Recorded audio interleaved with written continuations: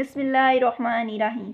अस्सलामु अलैकुम वरहमतुल्लाहि वबरकातुहू। उम्मीद करती हूँ कि आप सब ठीक होंगे।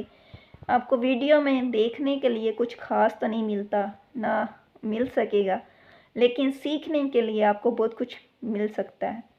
आज हम बात करेंगे कि जब अल्लाह ताला किसी इंसान के दिल में नामहरम की मोहब्बत डालता है या पैदा करता है, इसके पीछे वजह क्या है।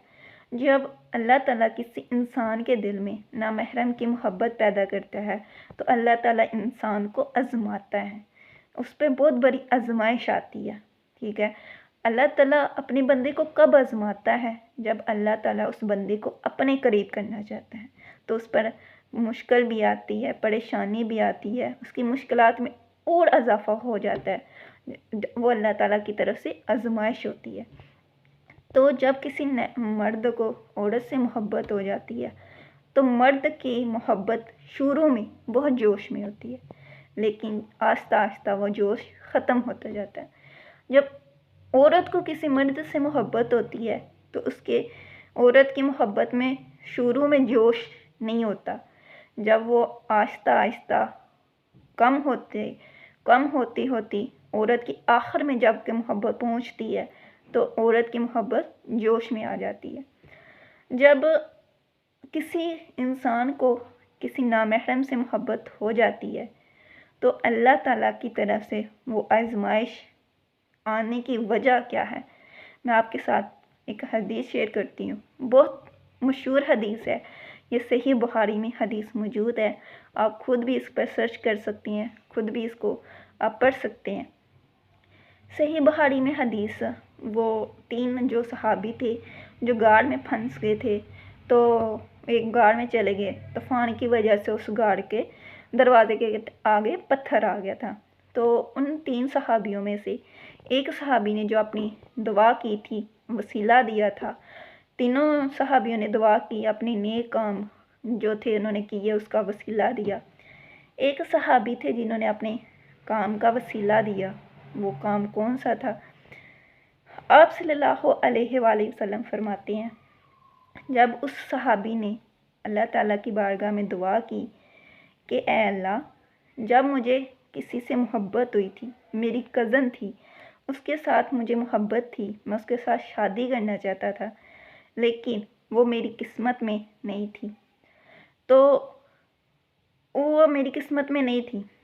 तो ऐसा हुआ कि जब जो उसकी कज़न थी, उसको ना ऐसी उस पर अल्लाह ताला की तरफ से कुछ आजमाइश आई कि उसको कुछ पैसों की ज़रूरत थी।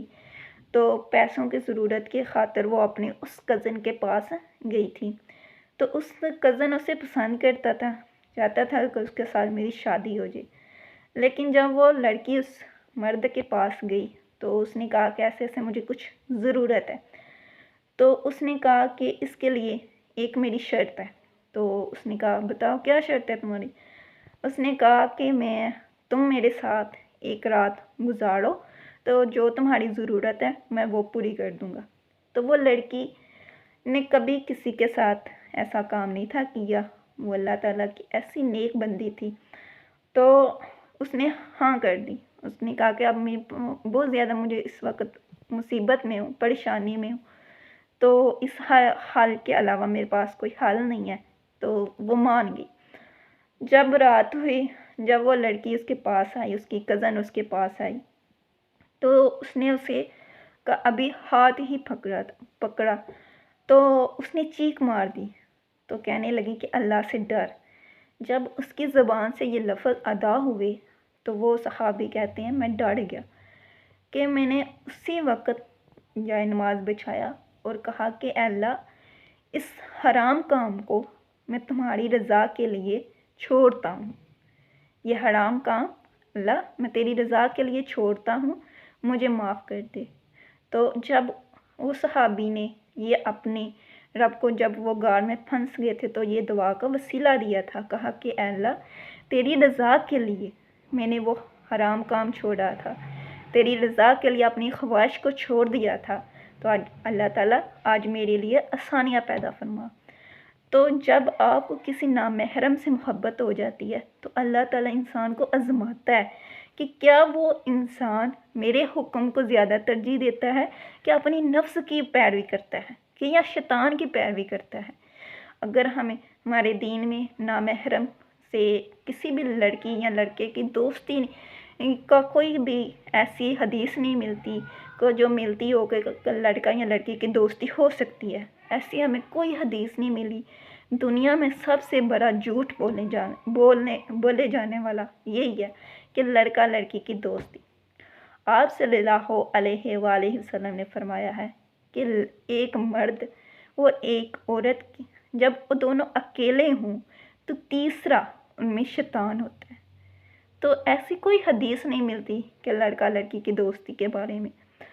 تو جب آپ کسی نامحرم سے آپ کو محبت ہو جاتی ہے، آپ اللہ کی رضا کے لیے اس کو چھوڑ دیتے ہیں، تو پھر اللہ تعالیٰ آپ کی وہی شاید آپ کو آپ کے نصیب میں لکھ دے، اس سے اچھی آپ کی قسمت میں لکھ دے، لیکن ہم اللہ کی رضا کے لیے چھوڑنے کے لیے تیار نہیں ہیں۔ تو اس وقت ہمیں آزمایا جاتا ہے کہ ہم اللہ کی رضا کے لیے کیا کر سکتے ہیں۔